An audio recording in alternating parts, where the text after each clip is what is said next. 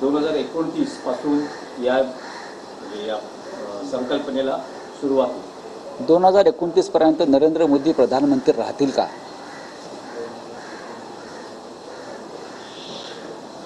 हा माझा प्रश्न आहे. या देशामध्ये लोकशाही, स्वातंत्र्य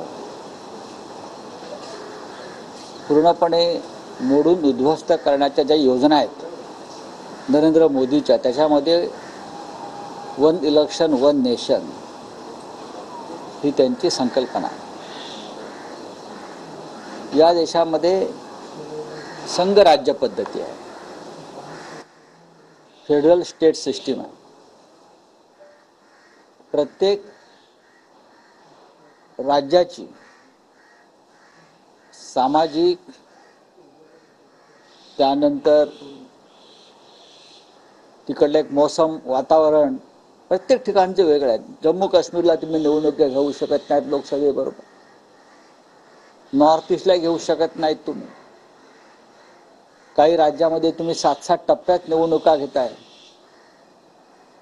फक्त तुमची व्यवस्था आणि तुमची सोय पाहण्यासाठी, तुमच्या स्वार्थासाठी तुम्ही या निवडणुका घेता. One election one nation.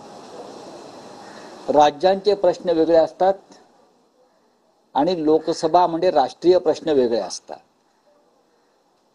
आणि त्यानुसार लोकांनी विचारपूर्वक मतदान करायचं असतं. हे गेले आपण 70-75 वर्ष पाहतो. तुम्ही मुंबई महानगरपालिकेच्या निवडणुका अद्याप घेऊ शकलेल्या नाही आहात वन नेशन वन इलेक्शन वाल्यानं. तुम्ही या महाराष्ट्रामध्ये स्थानिक स्वराज्य संस्थांच्या निवडणुका यासाठी घेतल्या नाहीत कारण तुम्हाला हरण्याची भीती वाटते.